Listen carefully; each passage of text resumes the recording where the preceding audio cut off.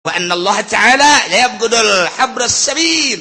Allah pang bendu-bendueunana ka kiai nu lintuh. Cak kiai sia. Atuh ini dina kos kiai tuh kumaha atuh? Bismillahirrahmanirrahim. Wa kulu washrabu wa la tusrifu. Innahu la yuhibbul musrifin. Wallahu a'lamu bimaradi bejakeun Muhammad wa kulu sok dalahar maraneh kabeh wasrobu sok ngararinum maraneh kabeh masitum sakahayang anjeun. Sakumaha nu geus diatur ieu dahareun anu halal inuman anu halal sok dahar nu halal nginum nu halal wala tusrifu cuman ulah leulewi lantaran innahu la yuhibbul musrifin sanyana Gusti Allah mah teu resepen kanu leulewi dititah lamun tadi khudzu zinatakum khudzu'na fil amr maedakeun kana wajib jang nutupan aurat kabla dituna mah sunah adab-adaban tapi di dieu mah kulu wasrobu aya amr teh di dieu mamar lil ibahah sakadar menang doang eta ngabedakeun antara nu tadi khudzu zinatakum inda kulli masjid amr jeung ieu wa kulu wasrobu wala tusrifu amr keneh tapi penggunaan amrna lain deui nu itu wajib nu ieu mangan ibahah tah jangan lempengkeunana kumaha eta nu hese tuh pasti hese mondok teu ngajem teu teu hese kumaha jangan ngadengekeun ge gadengen riweuh eta tah pibongkareun nu kos kare itu masyaallah sedengkeun kapan di dieu teh aya huruf atap di dituna khudzu zinatakum inda kulli masjid kadila aya huruf atap wa kulu washrabu wa la tusrifu eta huruf atap teh huruf penghubung antara kalimah nu ieu jeung kalimah nu itu dihubungkeun ku huruf atap ngaranna huruf atap penghubung eta teh aya nu mutlaq jami dan lain sebagainya kok bisa jadi beda nu tadi mah kapan jadi wajib nu ieu mah kok jadi ibahah ieu lah nu koleng. Masya Allah jukuna tuh kumaha geus eta kudu ibahah hese puyang nama kos itu mah eta mah kudu nurun-nurunkeun kitab janggotan emang aya kitab janggotan jelema make janggotan tuh kitab deui sarua hese ya keur cerita hese ngaji bela silahkeun dahar silahkeun nginum sakayang anjeun asal halal. Jadi dititah dahar jeung nginum teh dititah ku Gusti Allah. Lantaran memang geus jadi adat kekuatan manusia teh ku Gusti Allah geus dibagi-bagi. Aya nu kekuatan dahar jeung nginumna teh kuat samingguan. Sakali dahar saminggu. Aya nu kuat 5 poin, sakali dahar 5 poin. Aya nu kuat 3 poin, sakali dahar 3 poin. Aya nu kuat sapoe sapetingan sakali dahar aya nu kuat sakali dahar genep jam kudu dahar deui jadi sapoe sapeting 4 kali dahar ulah disengsarikeun ulah nu kuat nang Allah nu teu kuat nang Allah tinggal urang kembali ka diri urang aing sapoe sabaraha kali daharna nya balik ka diri urang oh aing mah kumaha manggihna bae Anggi isuk-isuk uduk sikat berang saeutik aya sangus sikat deui aya deui nu mau berkat sikat deui aya deui nu ngariung kasorekeun sikat deui aya deui anak mawakeun sikat tah mah teu reureun dahar burung kulu wasrobu jadi ulah nyeungsarikeun kanu sok dahar loba dahar lantaran di dieuna ge dijelaskeun wa kulu wasrobu nu ulah sote wala tusrifu ulah leulewi berbagai ulama nyaritakeun tentang wala tusrifu artina ulah leulewi teh hiji leuwih teuing datang ka kamangkaraan cara Raja Namrud dahar kudu ngeunah bae beres dahar nyana susurian ke nyana KWC dicolok deui utah ke istirahat sakedeung dahar deui. Oh, seserian kayak menang bangsa saparapat jam 20 menit colok deui. Jadi hayang dahar bae blon eta aja. Pangeran Raja Namrud teh jadi ngaku pangeran. Nah, kos kitulah Raja Namrud. Ieu Isrop ngaran. Atawa Isrop teh hukum mustahil ngadahar sakumaha kahayang urang. Ieu hayang caplok, ieu hayang caplok, ieu hayang caplok. Hat. Aya seubeuh nama seubeuh ngan sakumaha kahayang diturutkeun eta ge Isrop. Sarua bae. Kuduna kumaha sederhana. Bagi tilu cak Kangjeng Nabi di awak urang. Kokosong beteng teh bagi tilu sasulus jang dahar. Sasulus seperti lu deui jang cai, seperti lu deui jang napas. Tah lamun urang bisa kos kitu awak teger bae. Awak sehat bae. Bagi tilu ye awak ye beteung. Seperti lu jang dahar, seperti lu jang cai, seperti lu kosongkeun. Urang mah eueuh kok kosong datang ka. Katakan malah mah dahar teh aduh budak turun heula digejlug usah kumaha karunggoni.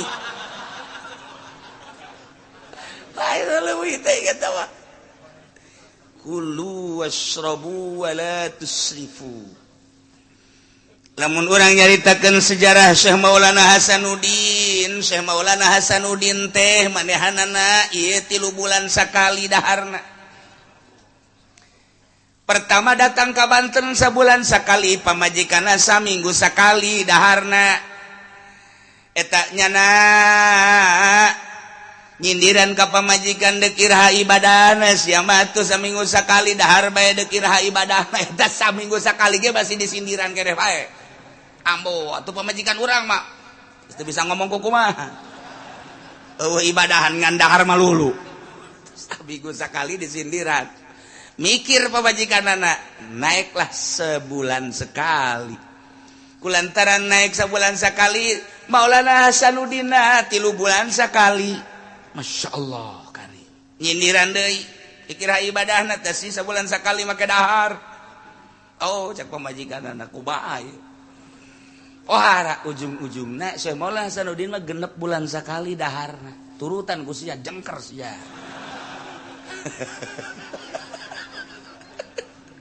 Ulah saturut-turut dah. Lamun aya hiji waliullah, lamun aya hiji jelema suluk, lamun aya hiji jelema ndek ibadah ka Gusti Allah 5 poe nyanan candahar. Kabeneran geus 5 poe candahar nyana ngomong aduh beteung lapar amat. 5 poe teu dahar nyaritakeun beteung lapar. Eta teh cak guruna sia ulah ibadah suluk di pasar sia cicing. 5 poe sia ngarasa lapar ulah suluk sia cicing di pasar dar bae sia. Eta 5 poe ge teu meunang nyebut lapar, jelema deuk jadi wali mah teu meunang. Teu meunang. Geus bae. Urang mah pan lain 5 poe. Urang mah lain 5 poe. Isuk-isuk ngaji ngadahar uduk 2 piring. Jeung endog 5 sagegede kieu. Pohara kan eureun ngaji geus kieu deui bae. Padahal sih lapar aing. 5 poe jelema ibadah ka Allah 5 poe nyebut lapar. Ngas, ulah diteruskeun sia ibadah cak guruna. Ulah diteruskeun cicing di pasar dagang sia kos kitu mah. Masya Allah. Gusti Allah karim. Sayyidina Umar nyekelan beteung kieu. 2 poe candahar. Kabeneran kapanggih jeung Sidina Abu Bakar Siddiq. Sidina Abu Bakar Siddiq nanya ka Sidina Umar aya naon? Mun minta tulung cek kana kunaon? Ieu beteung geus diganjel cenah ku batu. Emang kunaon? 2 poe teh dah. Kula masih 3 poe. Oh. Geus 3 poe kunaon? Iya tuh. Itu isin Sidina Umar kieu we. Entah tuh cek teh. Geus 3 poe. Geus pararias. Kapanggih jeung Sidina Ali. Ali, sugan aya dahar. Kitu kunaon? Teh tu diganjel ku batu. Sabaraha poe eta? Umar 2 ieu 3 kula geus 4 wah geus satu urang bebeja ka Kangjeng sugan di Kangjeng mah aya ayo datang ka Kangjeng Seri bae Kangjeng geus dibukakeun ku Kangjeng batu di dieu teh batu kula geus saminggu teu dahar cek Kangjeng mah geus baralik bae Masya Allah karim kos lalagaan tapi memang kos gitulah perjalanan ahli Allah Gusti Allah nu agung ayo urang mah pan lain kitu urang mah sia gede amat bateung Ustaz dahar alhamdulillah ya rabbal alamin eta di kantong ieu ge bekal alhamdulillah aya bebekalan di dieu naon atuh lontong aya roti aya bacang aya masyaallah wahara amat ay itu tuh tas itu ge sarua itu mah bangsa roti-roti kering budak sabulaneun moal seep batur mah 2 3 4 saminggu Kangjeng Nabi teu dahar ari ieu mah bebekalan jang saminggueun ge liwat pan jauh jasa tah urang jeung nyana ai hayang ka sorgana mah akur perjalanan anu jauh aduh Gusti Allah sakararisi jasararisi lamun nyaritakeun tentang para wali aya anu sabulan teu dahar setengah bulan teu dahar saminggu teu dahar geus lumrah nu sapoe sapeting mah teu dahar teh lumrah jasa tah mah tapi Sufyan Tsauri mah Tuan Syekh Abdul Qadir nyaritakeun dina kitu Fathur Rabbani nya nama daharna gembul Sufyan Tsauri mah gembul nya nama daharna malah mun aya tamu mah kumaha dahar wah gembul jasa beurang dahar ke sore dahar deui tapi ketika salatna ibadahna eueuh nu tanding mun geus salat bae ceurik terus-terusan salat ceurik eureun subuh kitu bae eta mah daharna gembul beurang isuk dahar beurang dahar sore dahar deui tapi lamun geus salat ceurik dadak cek Tuan Syekh Abdul Qadir ulah dituturkeun daharna ku sia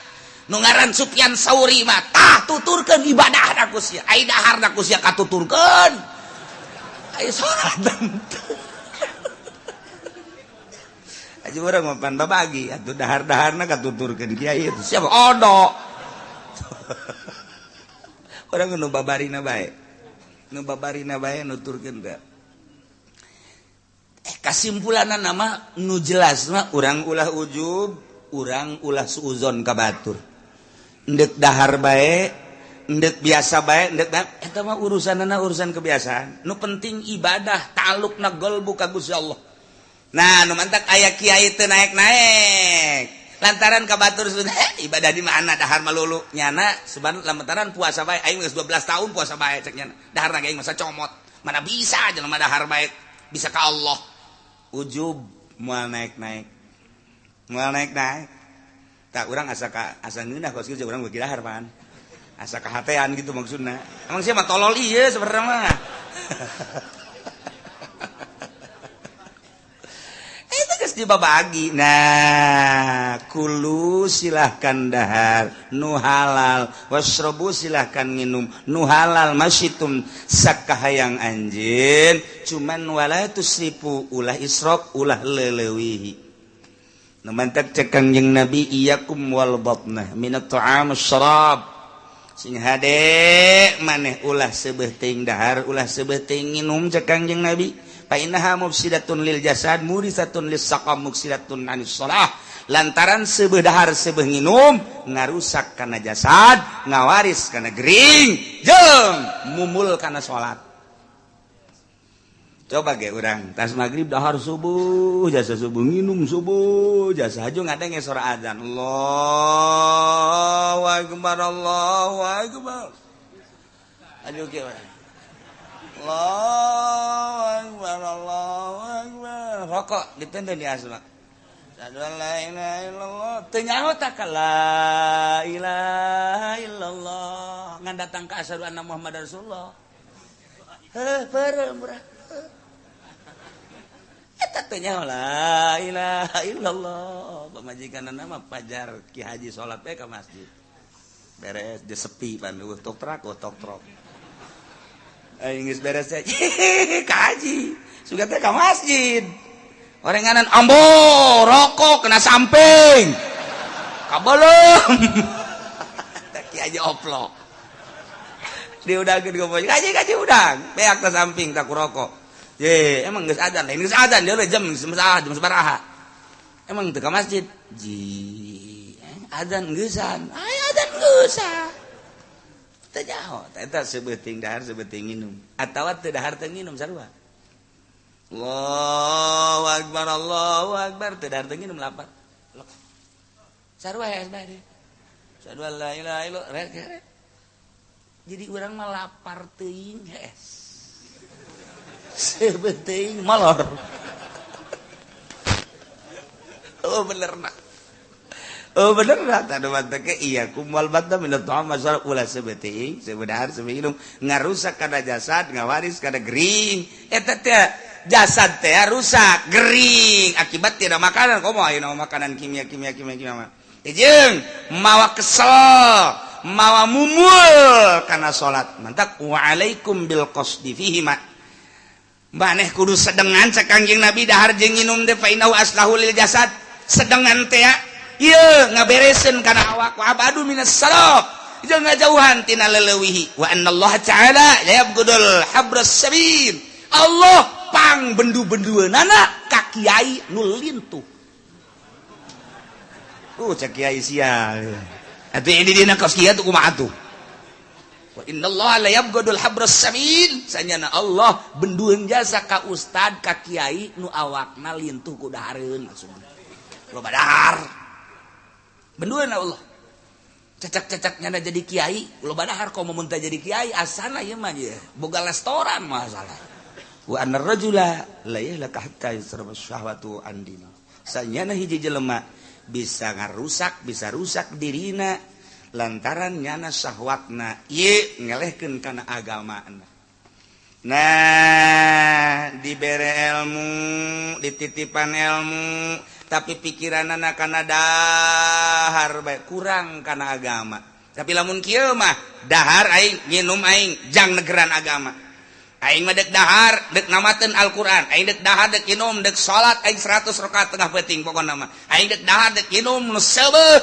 jang mutolaah eta mah masalah kos kitu mah masalah ieu mah lain pan asal dahar seubeuh nginum seubeuh haju bae sakumaha kotok dek endogan plok ukul dingeunah-ngeunah pananggalna kitu geus teu nyaho inget bumi alam ieu dahar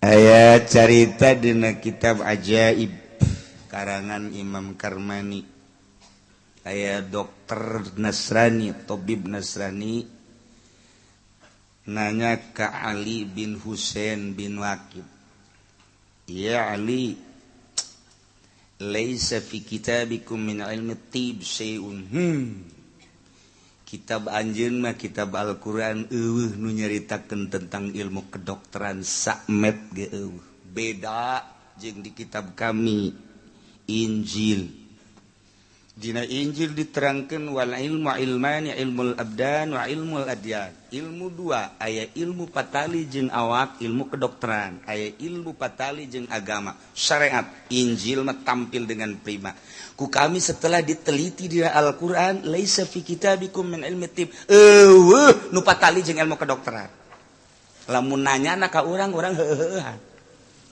tapi kulantaran nu ditanyana cucu Kangjeng Nabi Ali bin Husain bin Waqid begala lahu sambarangan qad jama'a Allah ta'ala tibakullah fi nisfi ayatin min kitabih Allah geus kumpulkeun ilmu kedokteran seluruh ilmu kedokteran teu kudu loba-loba dina Al-Qur'an sapotong ayat dengan sepotong ayat seluruh ilmu kedokteran tercakup Injil mah kudu babarabayan ieulah loba teuing hese nawarna Al-Qur'an setengah ayat seluruh ilmu kedokteran aya weh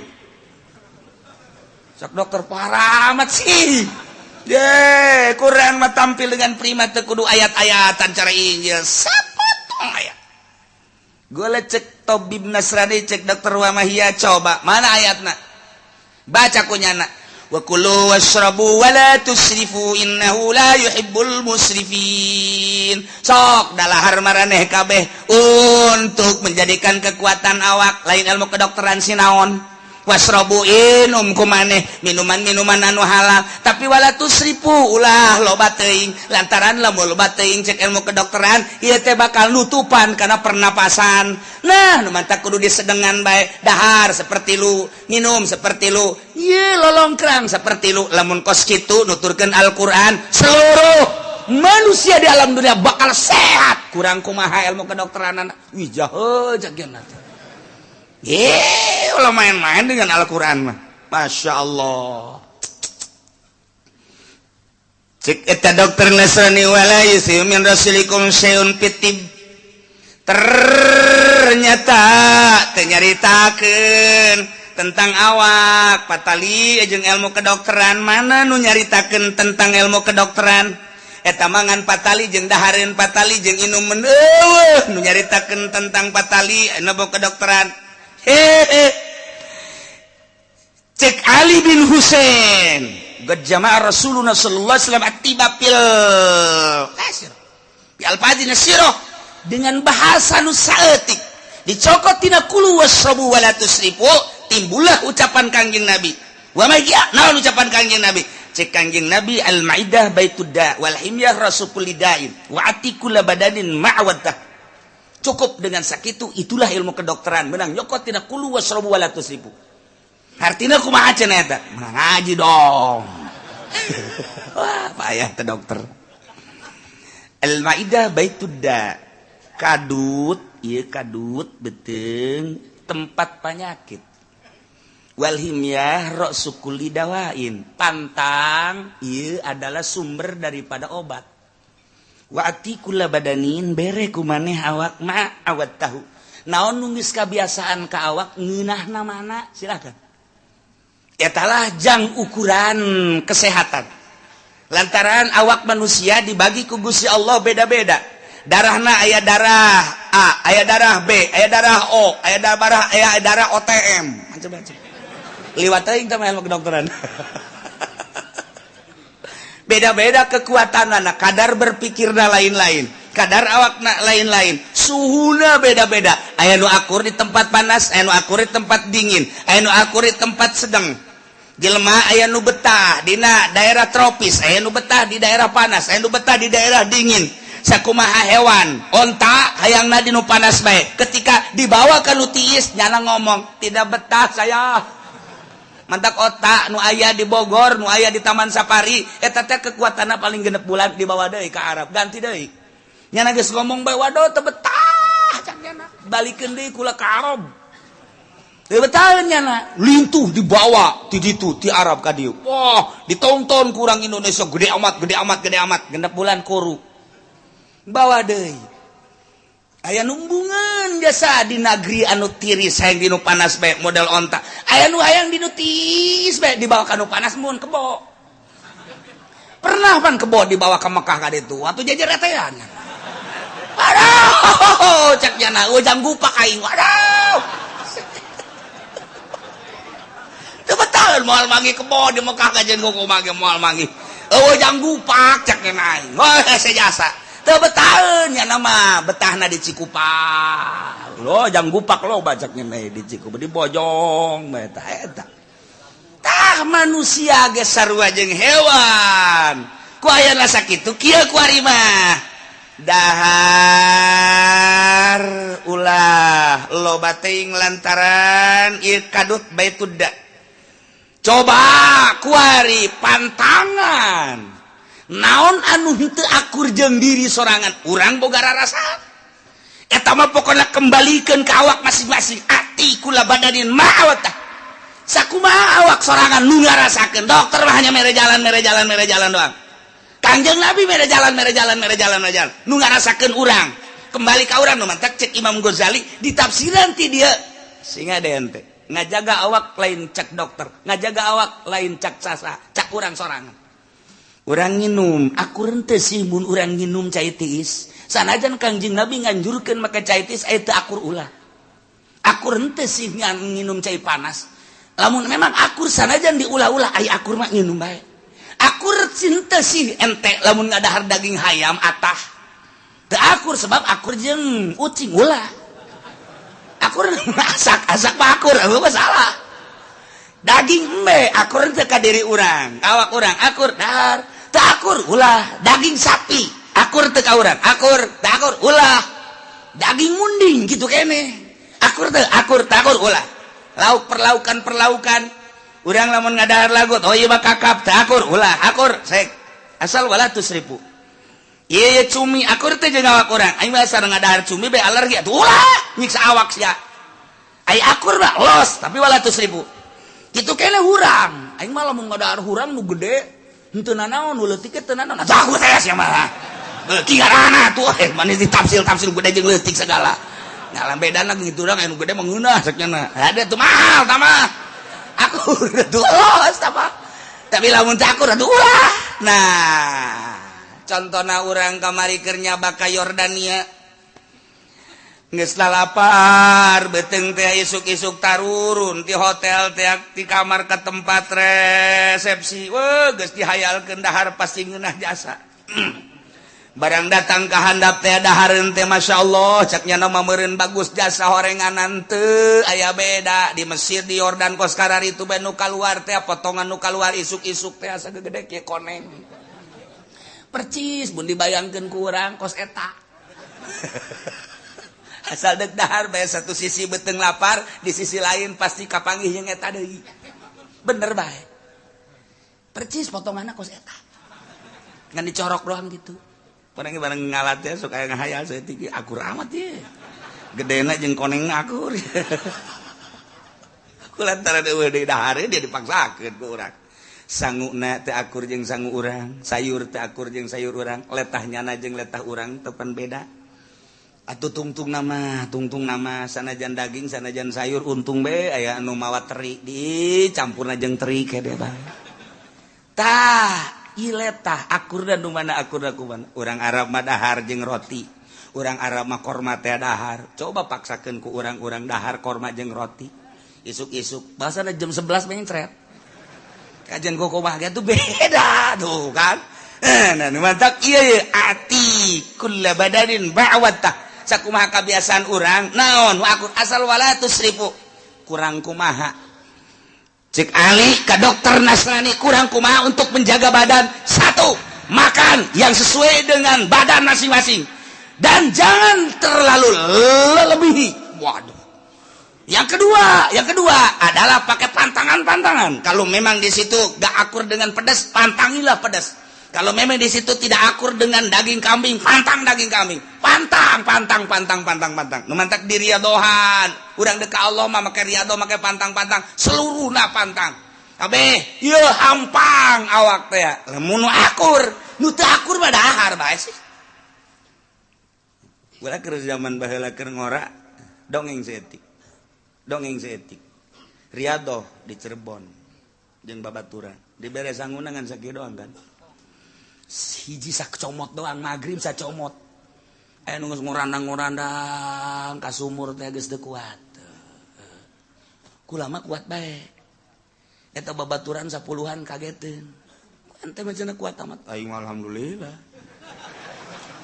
pokona ku Allah mah masing-masing dibere kekuatan geus ulah hese nyana ngurandang nimba ge geus teu kuat teh nimba ku kula ipang nimba ke musan mang 3 poe 4 poe 5 poe saminggu teh ente mah cenah kuat wih atuh dibere dibagi-bagi ku Gusti atuh lain kok bangunna ceng haram iya tuh masalah geus skala luar tah saminggu 20 hiji poe 40 poe geus skala luar mau sehat bae pan geus baliknya mah karuru kula henteu nyana mah kuru tinggal tulang doang 40 poe kula henteu sehat bari nungguan mobil aya ente pancen pan sehat amat atuh aing mah dahar sih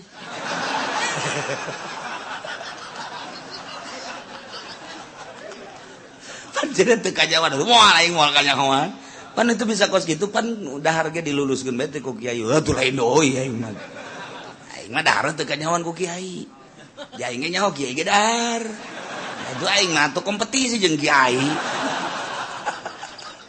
ulah sok nipu awak aing teh inget ka ieu atikul badan mawat tau dipaksakeun sacomot sakieu urang teu kuat ngomong pae aing Mantak beres tah meme salat isya kulo mah ka warung heula geus tungguan sia di dieu ka warung dah cepet dahar bangun teu dahar teh kitu bangun teu dahar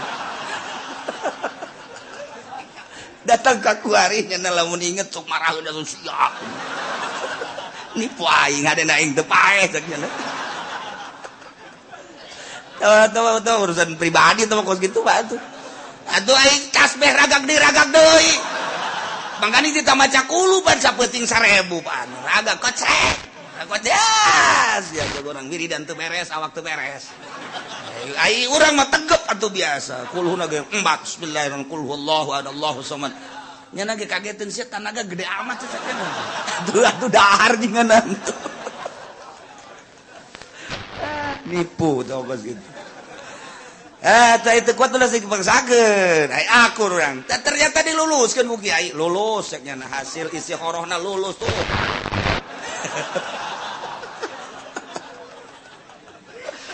masyaallah dalalakun keur ngora eta kos kitu lulus we biasa nyana mah nyana anu daharna sacomot nu aya nu teu lulus duaan urang Bandung teu lulus ieu mah tulus cenah kudu ulangan terus ya nya teu dahar nya teu lulus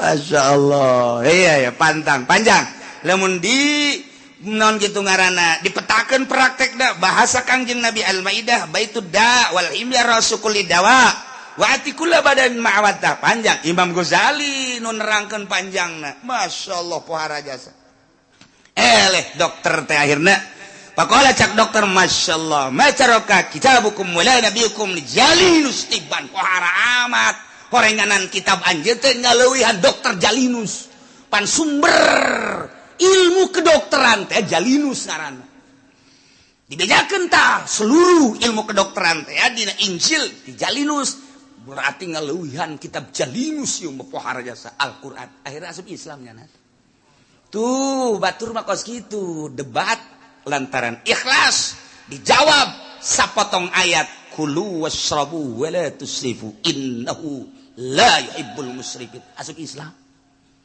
Masya Allah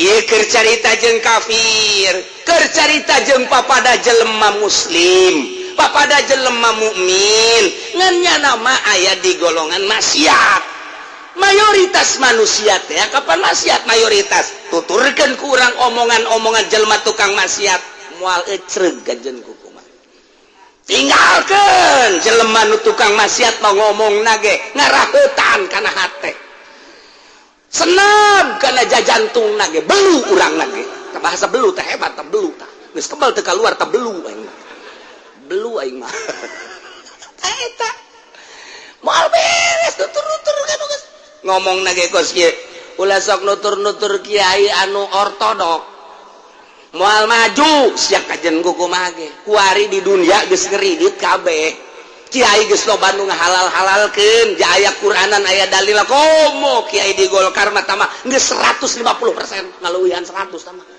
geus organisasi ge berbagai organisasi geus ngahalalkeun aya ge tokoh-tokoh NU nu ngaharamkeun tamah kasup kana ortodok nu baheula sia nuturkeun kiai kos kitu moal maju negara moal maju diri sia tuturkeun ya urang ya kemajuan negara kemajuan bangsa kemajuan urang perekonomian jeung perpolitikan urang nutur-nutur nu kos karari itu moal aya anggeus teh yudillu an sabilillah nyasarkeun kana jalan agama Allah cilaka sia nutur-nutur kos karari ye emang kumaha kitu lah sok nutur-nutur kiai nu kos karari itu cek cenah mal maju segala partai diberian bae kunyana partai mah kumaha negara organisasi diberian bae mal beres nuturkeun kieu kos kitu mah geus bae ieu urang ngeunaheun bareng urang ngabajukeun bangsa jeung negara duit meunang urang ibadah tenang urang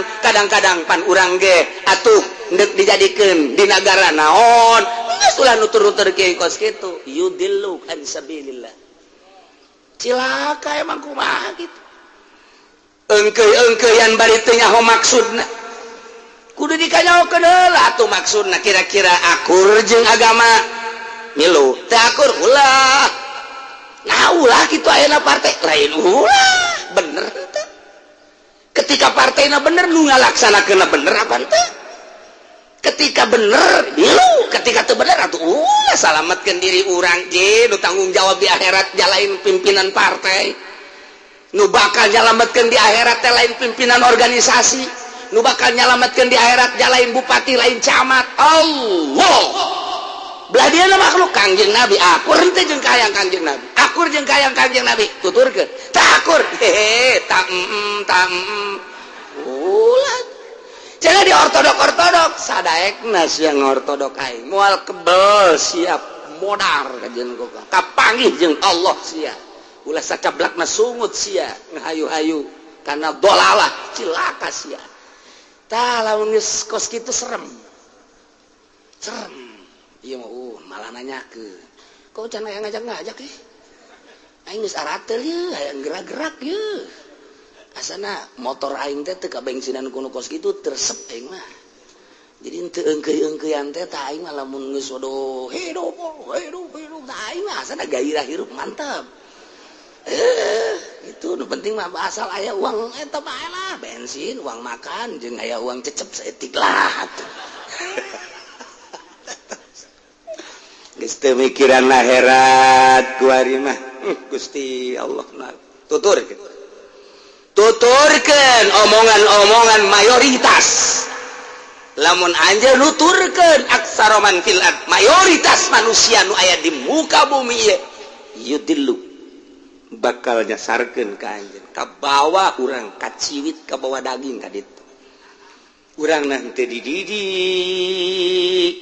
ku ilmu tasawuf, teu dididik ku ilmu thariqah, ngeungkeuy jeung nu kararitu hayang nyaho eueuh tungtung. Kuari pilkades kamari pilkada, kamari pilgub sakedeung deui bakal pemilihan partai, sakedeung deui pilpres, balik deui pilgub deui, pilkada deui, pilkades deui, partai deui, pilpres deui, balik deui. Hayu bae.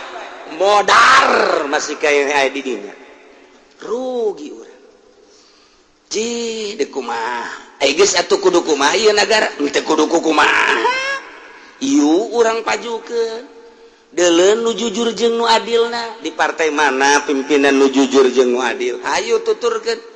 Nu bangun deuk ngabangun negara jeung bangsa. Tuturkeun ku urang satungtung aya mangga. Eueuh, teh heulanan atuh. Kamari nu mantak nuturkeun Gustur Kiai, salat jana mah ahli Allah. Ngomong kakaler ka kidul celenah eta mah urusan pribadina, tapi nyana boga tekad ngebangun bangsa jeung negara. Buktina apaan? Pecat ya pecat geus. Bila perlu pecat kabeh cek tinggal aing bae sorangan. Amerika kaget kok ieu dipecatan aya naon, ternyata nyahoeun nyana teh karena sandi-sandi politik nu keur hancur-hancuran. Departemen Penerangan ini adalah markas tikus dan lain-lain sebagainya. Oh berarti bener ya Gus Dur, buta mata ieu mata hate bentak nu kuari mah betah mata ieu buta mata hate. Mana kuari nu endek ngabangun bangsa jeung negara aya tuturkeun jak kudu aya pamimpin mah. Mau tidak mau tetap kudu aya mun eueuh urang doraka jieun ku urang. Bacalah ku urang kumaha. Tah, ke kukula bakal diterangkeun hiji-hijina. Tenang. Asa ulah kaburu pae we nu kolot ya. Setahun deh bakal kayak Abu Rijal kumaha sosokna. Kemudian atuh Pallo bagaimana? Kemudian atuh ayeuna mah Prabowo bagaimana karakter bangsa dan lain sebagainya dicaritakeun insyaallah. Kemudian desas-desus Begawati dek naik deui engke dicaritakeun ku kula. Bahkan SBY nangis ngumpulkeun beberapa tokoh karenanya nangis 2 periode teu bisa bakal naikkeun pamajikan dicaritakeun ku kula bakalna. Tenang pokoknya ngaji bakal carita nagara engke bakal urang. Terakhir Bung Jenggot. Apa nu urang kudu atuh je negara je tuh kuat tuh pamimpin mangga diserang tepukul tekaru ngan nu mana tah mantak tenang kayak dibacakeun ku kula dibacakeun sebab kula geus musyawarah jeung para syaitonir rajim.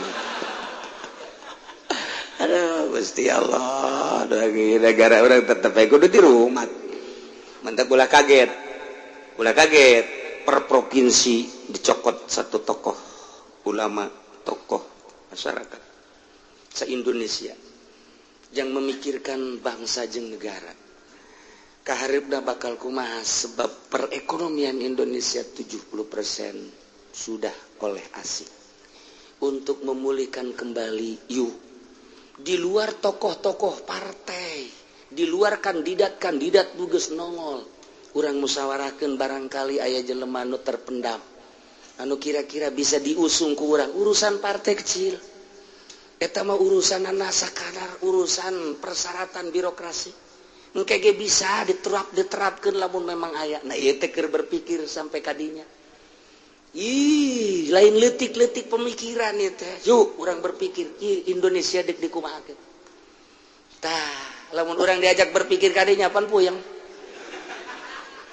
diajak berpikir kadinya di rumah ieu teh politikna kurang geus acak-acakan perekonomian geus acak-acakan budaya geus acak-acakan ieu teh diputuhkeun sosok pemimpin nomor 1 nu bakal bisa minimal ieu teh 50% baheula berarti atuh deuk ngarobah naon ieu deuk ngarobah karakter sistem lain lalagaan kamari ge urang ngarobah sistem melalui reformasi kos kieu hidup dirobah sistem lain letik-letik ngarobah eta teh keur dipikiran ku ari sebab ieu urang lamun terus kos kieu sosok nu aya teh ieu kos kieu kabeh geus dibaca nu mantak ku ari dibutuhkeun ge berarti sosok nu aya teh ieu teh ham-ham ieu teh bakal bisa apa henteu mawa negara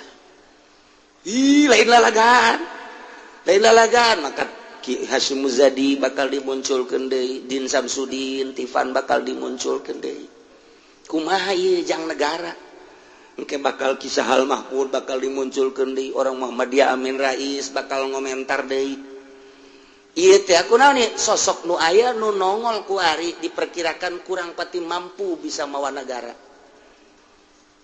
ulah lalaga ieu teh keur neangan jelema nu otakna sarua jeung otak herang kos bool monyet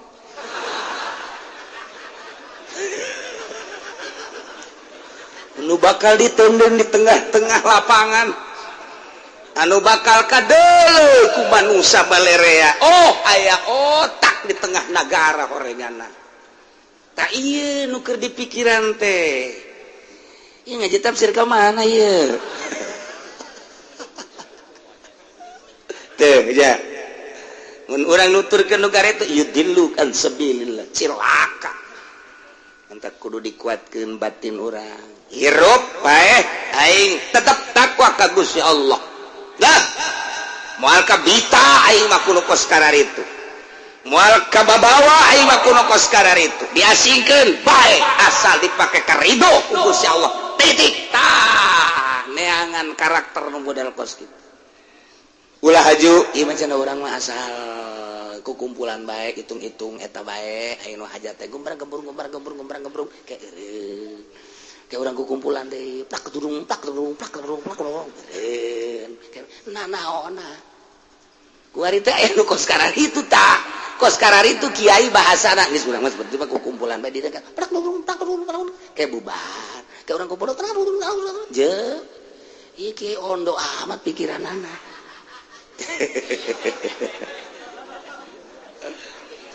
cilaka Muhammad nutur-nutur wawasan pikiran pendapat ku permekah ulah wa intaya illa yakhrusu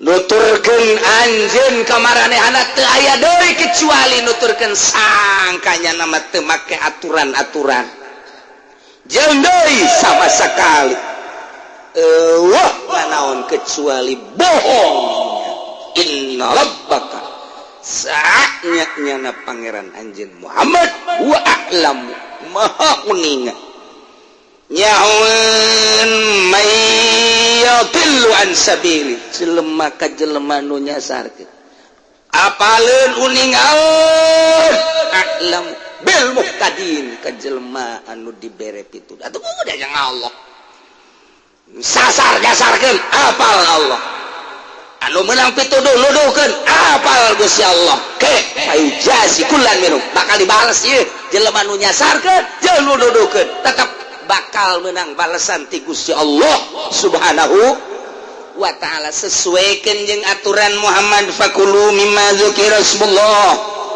saya silakeun dalahar hewan anu ketika disembelihna dipencitna disebut ngaran Allah terhadap penyembelihan tersebut yakni eta teh sebagai label mukmin maca bismillahirrahmanirrahim kerta dibaca lagi sebenarnya mah masa nu penting nu bencitna jelema nu iman ka Allah iman ka Kangjeng Rasulullah sallallahu alaihi wasallam adapun engke zikir Rasulullah eta mah hanya sekedar alamat sebagai label keimanan bismillahirrahmanirrahim sunnah mantak sing hade urang lamun ka Bali mayoritas Hindu di ditu pepencitanana teu sah sing hade di negara urang mah Bali atawa ka ditu ka NTT sing hade atawa ka ditu ka Manokwari NTT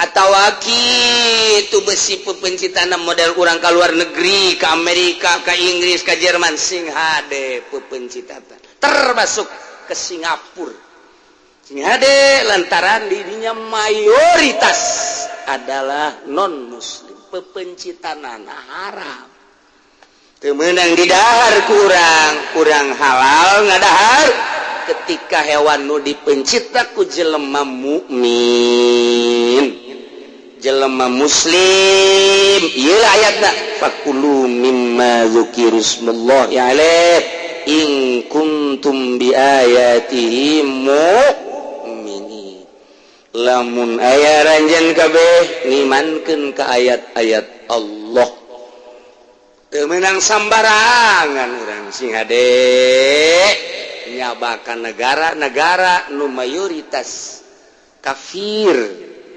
barang daharna kadaharan nu pertalian jeung pemotongan sadajan di urang ge pemotongan model di urang pemotongan sekaligus make mesin teu sah mimiti pemotongan di urang teh dilesukeun heula hewan sanggeus teh dilesukeun digejreg brek digejreg asup brek sakali asup 10 jebret teu sah sing hade pemotongan mata geus di urang geus dikuasai ku kafir daging-daging anu dikirim di luar negeri ka urang import nah ieu geus sing hade nu mencitna di ditu saha sing hade urang meuli daging mun endek apik sing hade surang meuli di pasar ge tah hayam potong sing hade nu motongna saha mun dek apik sebab aya kieu dongengna dongeng teh pan lain dongeng sambarangan ieu mah hampir kanyahoan ku kabehan tukang ayam potong meuli 100 misalna nu paeh 10 dipotong bae panggunana paeh pan eta teh geus lain rahasia kos kitu jambung rugi pan meuli 100 paeh 10 atuh mana untungna mantak dihejikeun bae ulah ngomong lah mencit teh ge penting ieu cara nu ngajual besi ti penting dijual mah nya jual beli transaksi ti penting mantak Gusti Allah ngaulahkeun ge jual beli ti penting penuh kecurigaan ieu mah pan tukang besi tadah ti Isa datang ka subuh beurang mah malah masa daekna penting cek nya ieu nu loba mah sakali datang 1 truk 2 truk ti penting transaksi lagi malah udah kurang sedikit mah udah nggak apa-apa halal aja waduh pokoknya juga lu barang haram udah kurang sedikit mah udah halal aja kita saling halalin ya iya udah tolong udah coba eta kuku nggak jual nang maling. Nah eta geus kumaha eta transaksi model kos kitu. Gusti Allah. Nah ieu pepecitan model kos kitu. Sing ade urang dek apik. Mentak datang ka kuari teu pati beuk kita kula makata ka hayam-hayam negeri. Sebab almarhum Abah asal hayam negeri embung. Asal hayam negeri embung. Henteu almarhum Abah. Mentak kula lagi nurutan. Nurutan kula lagi kecuali nu gede daek teh mah. Kula ditanya, "Bah, eta kunaon emang hayam negeri kumaha?" Teu kumaha sih sakedangan eta we lamun urang nu mencit daek tapi lamun nu di pasar embung. Tah, diturutan. Ulah embung bae, embungna mah teu teh eta dongengna kos kitu tah. Meuli 110 dipencit bae malah aya anu ti peternakan nu dipiceun dipulung ku nyana dipencitan dibawa ka pasar. Atuh pa di urang adar bangke. Mentak sholat lagi Allahu Akbar ceceklekeun kos aya negeri eta gara-gara nama tah dar kos kitu tah siga hade tah ieu tah kadaharan masyaallah eta lain rahasia tah kos kitu teh entek sing ade urang mulai endek ka Allah diapikan ku urang daripada urang ngadahar menang mencit hasil ti batur di pasar maningan meuli gabusiem nu gede. Atuh, cenah kieu teh meuli mahal. Atawa meuli bandeng sepugu tamangna daripada nu can jelas. Ieu keur carita apik hayang memperbaiki ibadah urang supaya mantep ka Gusti Allah Subhanahu wa taala. Ulah nuturkeun mayoritas, cek tadi ge nuturkeun mayoritas mah wa in tuti aktsaroman fil ard yudillu.